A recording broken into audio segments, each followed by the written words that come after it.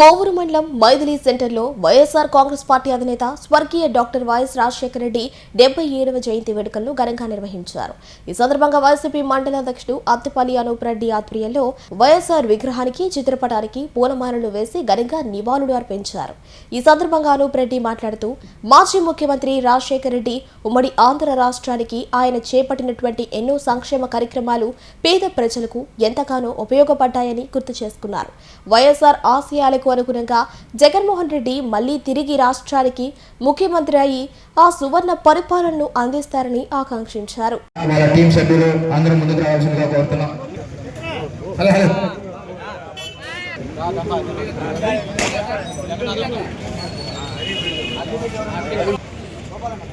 ఆయన చేపట్టినటువంటి అనేక కార్యక్రమాలని రాబోయే రోజుల్లో ఆయన కోరిన ఆశయాలని నెరవేర్చే విధంగా 2029లో జగన్మోహన్ రెడ్డి గారు మళ్ళీ తిరిగి రాష్ట్రానికి ముఖ్యమంత్రి అయి మళ్ళీ సువర్ణ పరిపాలన అందిస్తారని చెప్పి ఆశిస్తున్నాం. ఎందుకంటే 2019 నుంచి 2024 దాకా జగన్మోహన్ రెడ్డి గారు రాజశేఖర రెడ్డి గారు ఒక అడుగు ముందుకేస్తే జగన్మోహన్ రెడ్డి గారు 2 అడుగులు ముందుకు వేయాలనే ఉద్దేశంతో అనేక కార్యక్రమాలు తీసుకొని రావడం, అనేక సంక్షేమ కార్యక్రమాలు చేపట్టడం, ప్రజలకి చాలా చేరువవడం జరిగింది.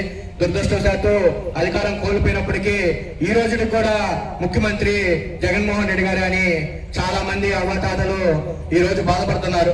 ఎందుకు జగన్మోహన్ రెడ్డి ఓడించామని చెప్పి బాధపడుతున్నారు. 2 సంవత్సరాలు పూర్తి అయిపోయింది, 750 రోజులు పూర్తి అయిపోయింది. ఇంకా రాబోయేది 900 రోజులే కాబట్టి ఈ 900 రోజులు కూడా రాత్రి పగులు అనేది త్వరగా అయిపోతుంది.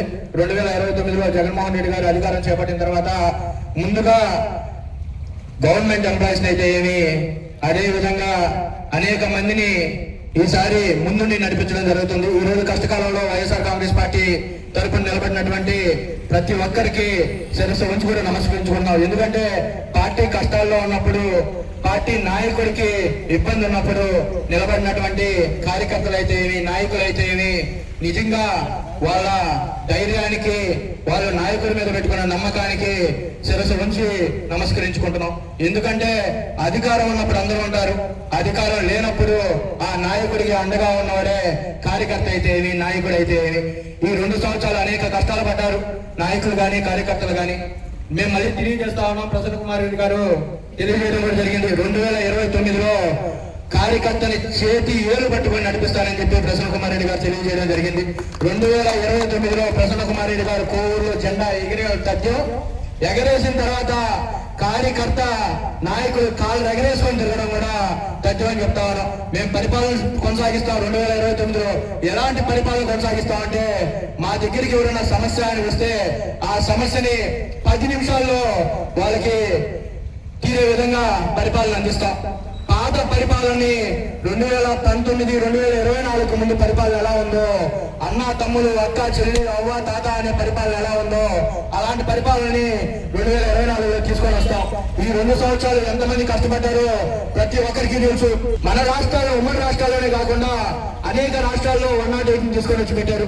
అది రాజశేఖర రెడ్డి గారు తెస్తే దాన్ని ఈరోజు నీరు గార్చే పరిస్థితి తీసుకొచ్చారు. ఇట్లా అనేక సంక్షేమ కార్యక్రమాలు, అనేక అభివృద్ధి పనులు జగన్మోహన్ రెడ్డి గారు, రాజశేఖర రెడ్డి గారు తీసుకొస్తే ఈ రోజు ఎక్కడ కూడా వాటి లేవు.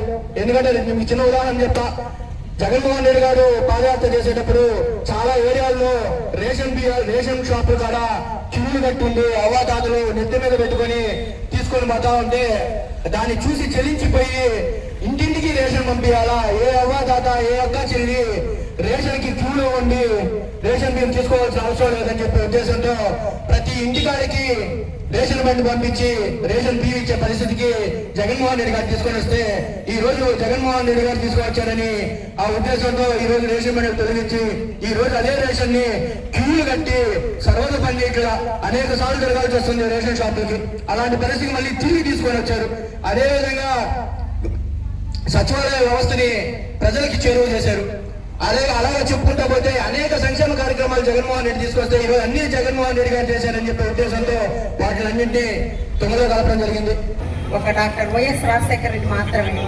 ఎందుకంటే ఆయన ఎనలేని వినూతనమైన పథకాలు, ఎవరికి రాని పథకాలను ఆయన మన దేశంలోనే, భారతదేశంలోనే ప్రవేశపెట్టాడు. 108 అయితేనేమి, ఆరోగ్యశ్రీ అయితేనేమి, అలాంటి వినూతనమైన పథకాలు ప్రవేశపెట్టిన వ్యక్తి ఎవరంటే మహానేత మన డాక్టర్ వైఎస్ రాజశేఖర రెడ్డి.